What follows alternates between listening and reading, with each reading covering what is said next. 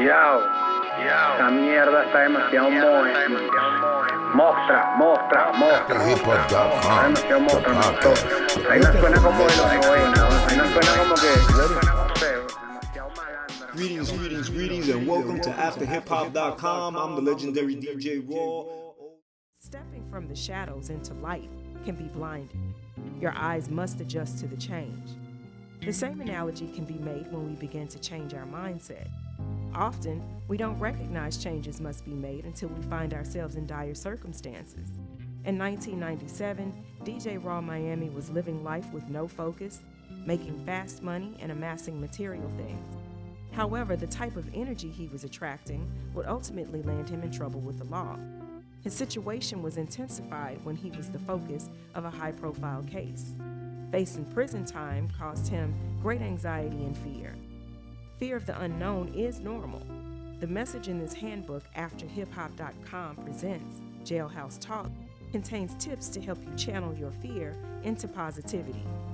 The laws of attraction are real and can change your life, even when you feel you are at your lowest. Hope is never lost. Equip yourself to find your path from darkness so you may step into your light. Get your copy today and begin your evolution. Let's keep it moving. We getting money. Keep it moving. Keep it moving. Keep it moving. Keep it moving. Keep it moving. Keep it moving. Don't slow down. Remix. Keep it moving, this a hit track. Remix 4-piece, watch it jump back. It's that D-boy talk, sweet wrist money. Bands on marijuana stocks, crypto money blowing. Hard work paying off, whole family torn. Bringing peace to the world, Young Blade Kern. We keep it rolling lights on. They running hurdles like a rabbit runs against a turtle. But in the race of time, patience is our only virtue. My son is Virgo with an Aries moon inside my circle. A rising house, that's in Taurus, now that's universal. I'm Afro-Cuban, un palero born from mama too. Keep it moving. Keep it moving. Keep it moving. Keep it moving. Keep it moving. Keep it moving. Don't slow down. Keep it moving, this a hit track. Remix 4-piece, watch it jump back. It's that D-boy talk, sweet wrist money. Bands on marijuana stocks, crypto money blowing. Hard work paying off, whole family torn. Bringing peace to the world, Young Blade Kern. We keep it rolling, lights on, divine ballin'. Shooting stars falling, God. Yo. Bless. How you doing? I'm the legendary DJ Raw. I'm known for doing Miami Wynwood's first original hip-hop jam in the park that kind of changed the whole vibration here in South Florida. Now, don't get me wrong. Before Hoodstock, there was other little pods of events going on. You know, they threw a jam, 60 people showed up. You know, heads here and there. And I'm not knocking it because I'm all for that hip-hop movement that was going down. Late 80s, early 90s. And then in 1994, we did the first original hip-hop jam in Roberto Clemente Park, also known as Puerto Rican Town. And it set off. That first event, I'm going to tell you this, without proper advertisement, the flyers, we forgot to put the address, the time the event was going off, but the net was there. The net was there, KOP, 1,400 brothers deep in the Tri-Counties. The net was there, and what happened was, about 500 people showed up for that first Hoodstock where we recorded the video. Wynwood is the city, Miami is the area. Zulu Grims mixed it down, Enemy produced the track, and yeah, I believe even Speedy Legs was in that video if I'm not mistaken, but I know we had some break dancers there that got down and did their thing. As a matter of fact, yeah, I want to big up all the B-boys that were there for that event. Troll, all the brothers that represented. But I've always been about helping other people because I've been blessed And a lot of people in the industry, even coming up, when they were coming up, like I could talk about DJ Khaled when he was coming up. I've been blessed to be able to have a platform where a brother like DJ Khaled was able to come to the station at whatever given time he wanted to and spin for hours, for endless hours, repeatedly happening. I was blessed to be able, like for Tony Touch, I was able to buy his keyboard where he was producing his first beats. Watch this. Purchase his first beat that he produced, and you know, I've been blessed like this. I've been blessed to sponsor and support all kind of events, from How Can I Be Down to Rocksteady to Universal Zulu Nation events, and it goes on, because the Most Highest has been working in my favor. And that's right. And everyone saw my rise, right? I was, you know, the young guy, you know, following the NWA and the Public Enemy and the gangs and stuff like that. I was, how can I say, influenced. And when I got influenced by the West Coast, because that's when I said, well, you know, they doing it over there. Niggas with an attitude are going off, right? So why we don't do this?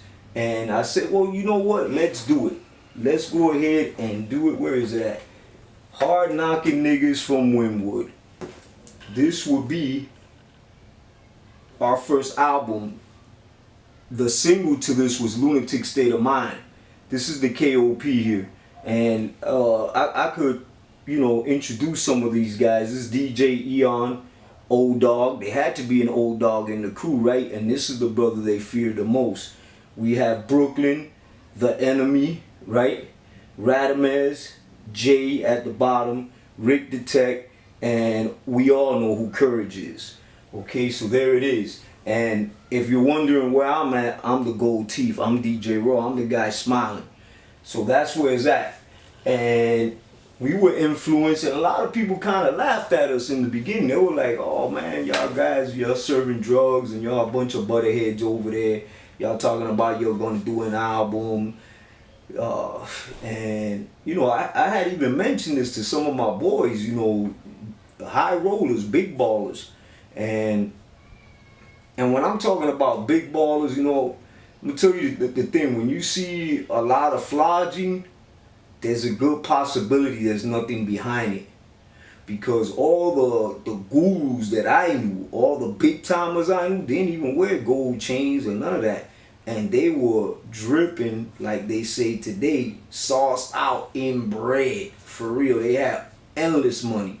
And they were doing it big time. And then I noticed that the workers were the ones wearing the big chains. They were the ones that were working for the real big dog. And that's just my perception. I'm not hating on nobody, because I got my dookie chains too. Everyone knows I get duped out as well. But right now, my time where I'm living right now, I'm kind of connecting more to the earth, you know, and I'm real selective of what, you know, the jewelry I put on. I'm very, very selective what kind of energy I'm putting on my body. But let's get back to being influenced, right? I got influenced. I love NWA, Snoop, Death Row Records, because Death Row Records even sponsored Hoodstock as well. That's right. You know, back when we did 1995, 96, they were sending us artists. They were helping us out as well. Watch this. Dr. Dre was sending us records to 917 WJHH, We're Just Hip Hop. That was our pirate station, and we could go all into that. That's a whole other podcast. We're just talking about why. The why. Raw, why? What are you doing, man? I said, well, you know what I'm doing? I'm in that position where I like to help, you know, and, you know, again, I just hear a lot of people throwing this word around so loosely, you know, love. I showed you love, man, you know, because you came and hung out, because you put your arm around me and gave me a selfie. That's love? Nah, man, that's not love. Love is an action word, man, okay? And we have to clearly understand that if you are in a position to help someone financially, you know, you have the knowledge, you should give it away.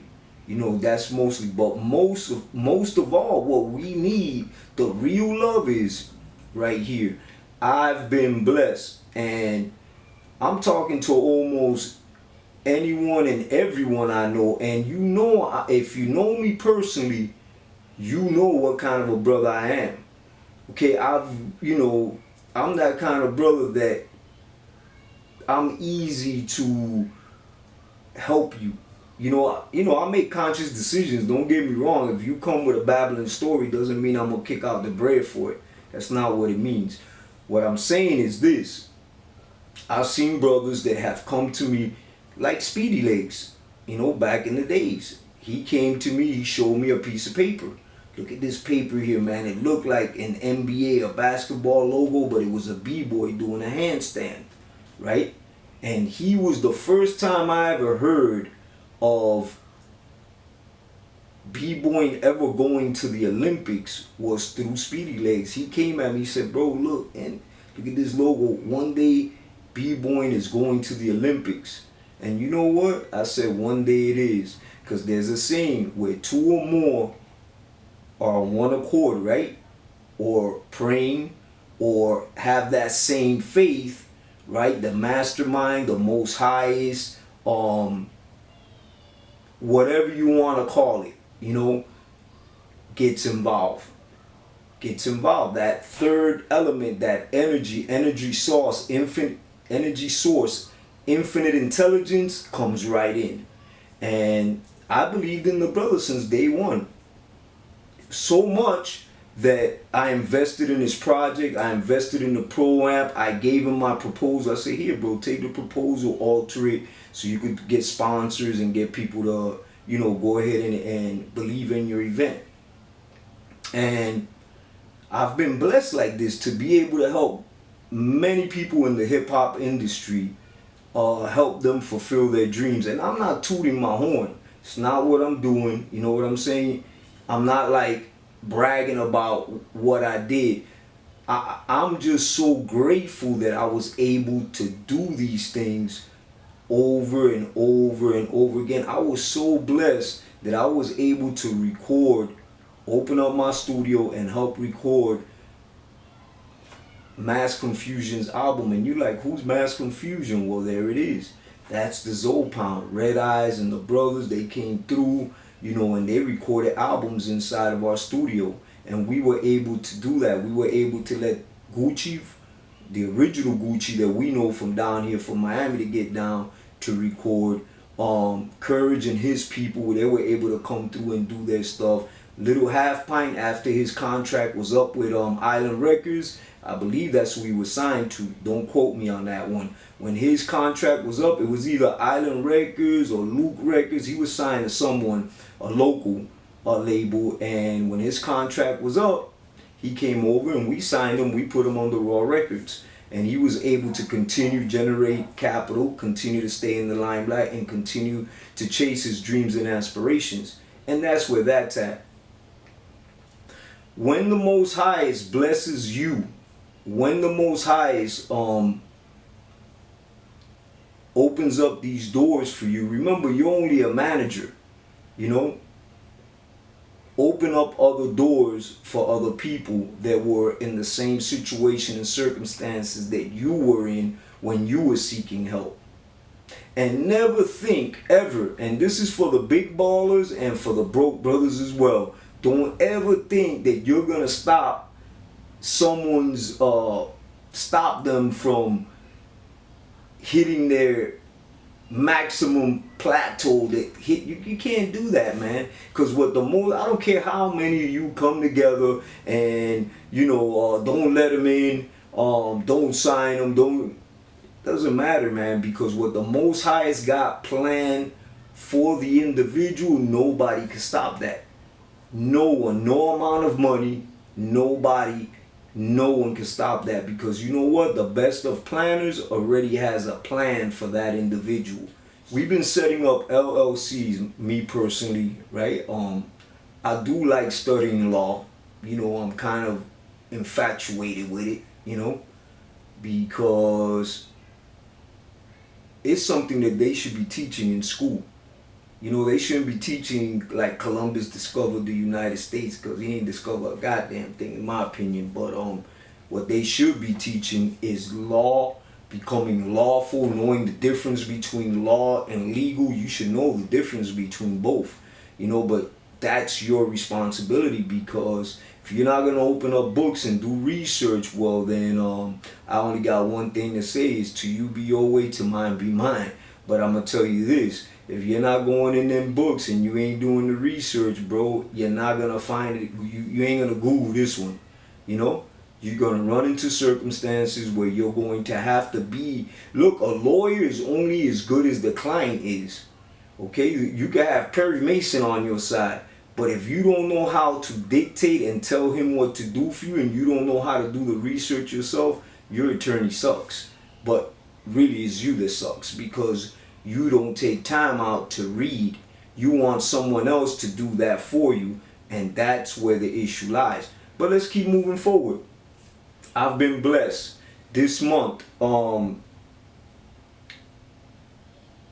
Library of Congress is going to, you know, there's a group of people that are going to attend the largest book fair in Washington, D.C. And the lady, I got sold right away. She came at me, you know, and she told me, look, we had a revolution, we had Donald Trump, and it's in Washington, D.C., it's the Library of Congress, and guess who's behind the American flag? Your boy DJ Raw. So that was an easy sell, you know, straight up. That was an easy sell. And by the way, you can find AfterHipHop.com presents Jailhouse Talk. You can find this on Barnes & Nobles, most book outlets, and Amazon as well. I'm very excited. I'm very proud, you know, of my small accomplishments, you know, staying focused. But like, I'm getting back to the point, AfterHipHop.com is exactly that. Everyone has to have a plan, and after you're done with your career, what's next? What's the next move? What's the end result? We got some artists that are still in the game right now, gurus, you know what I'm saying? The Tony Touches, the Jay-Z's, the Crazy Legs. We got these individuals that were blessed by the Most Highest to continue a long life in the industry, to continue to generate capital, inspire and influence people, and the Most Highest continue to bless them. That's being real. But on the other hand, you know, I know a lot of individuals that went in, went out, and are dead broke. Made a lot of money, did a lot of shows, but you know what they didn't have? They didn't have someone to tell them, yo, it's time to purchase. Excuse me, man. Let me go ahead and kill this here real quick. I'm sorry about that interruption. But I know a lot of brothers, I'm just being straight up, because, and I'm not going to mention their names because I don't want any, you know, I don't want to hurt nobody's feelings, you know?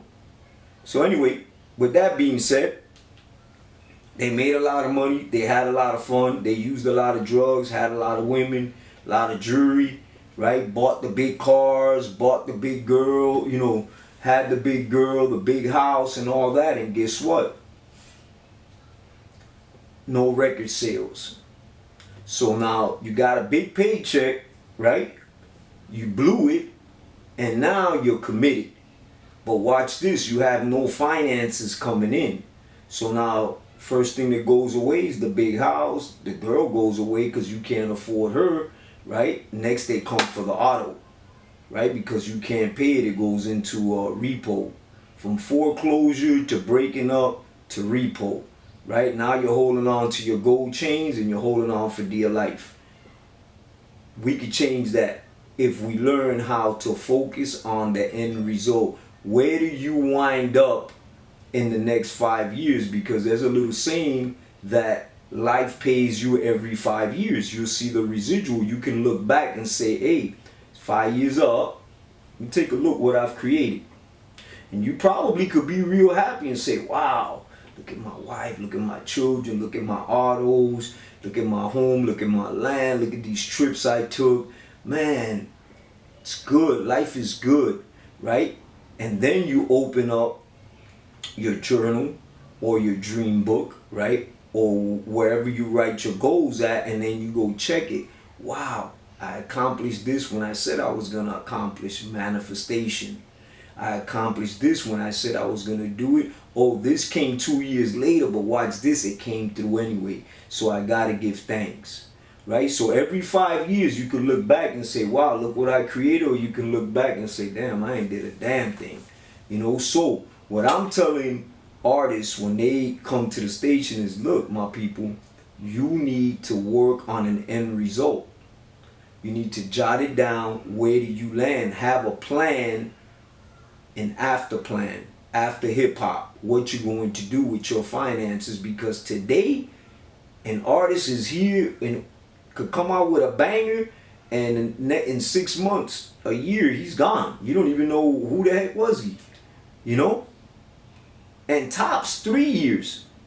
Make a whole lot of money. Don't get me wrong, you can make a whole lot of money in 1 year. In 3 years, you could do this, absolutely.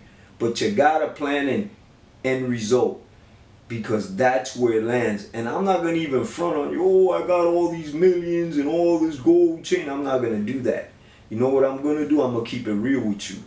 You know, I used to live in fear, saying, man, what I'm gonna do, man, after I hit that 50 mark, you know?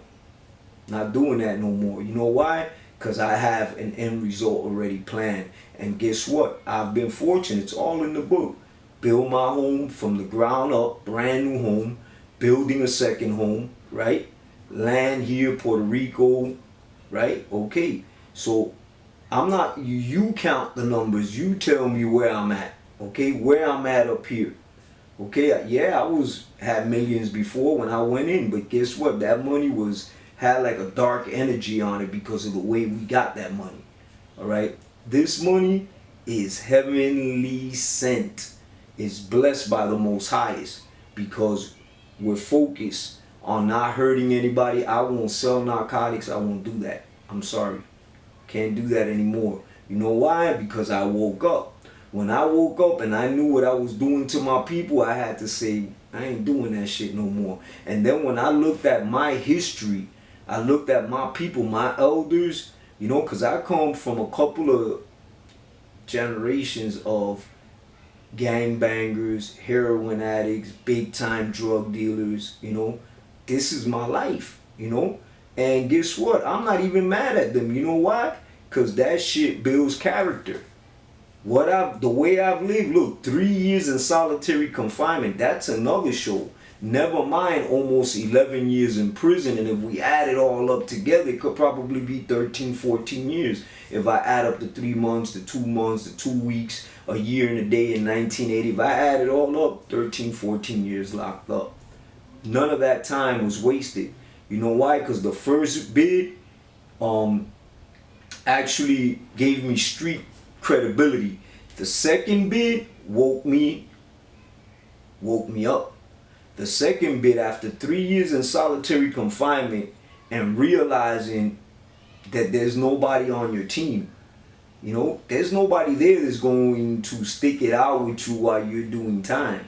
All right, you could be loyal as you want, okay, but nobody's going to be loyal to you, and that's facts. Okay, when you're locked up, I don't care what they tell you, who tells you, I got your back, I'm gonna look out for your family, I'm gonna look out for your wife. Oh yeah, he's gonna look out for your wife. That's the first one he's gonna look out for.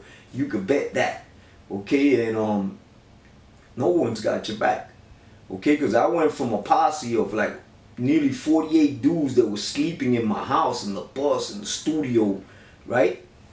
Watch this. When I fell, I took the rap for everybody. I did, because they were young men and I didn't want to see them going to prison and going through everything that was about to unfold, and including my ex-wife. You know, I had painted this illusion, if I let them go, I will be good when I come back home. Not so. 18 months later, my ex moved another dude into my house, and I'm not mad at her. I'm just telling you the facts of what happens when you get down and you are on your own. And this is what you need to recognize right now, that it's about you. It's about your end result. So going back to building character, I came home in 2007, focused, had my corporation up and running, started running with that, got me a little loan. From the loan, kept moving forward, launched the business, got the Mercedes-Benz Sprinter, and freed myself up. And then I also believe that your net determines your net worth, right? So I built me a new net, and it's working just fine.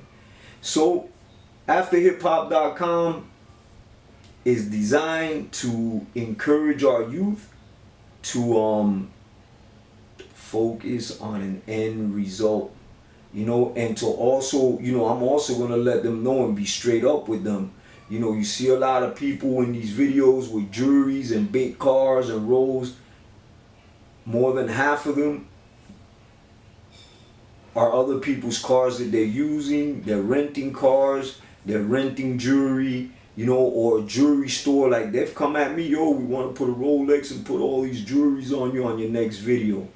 And it's just for you to be aware that a lot of them, that rubs me the wrong way, man. Because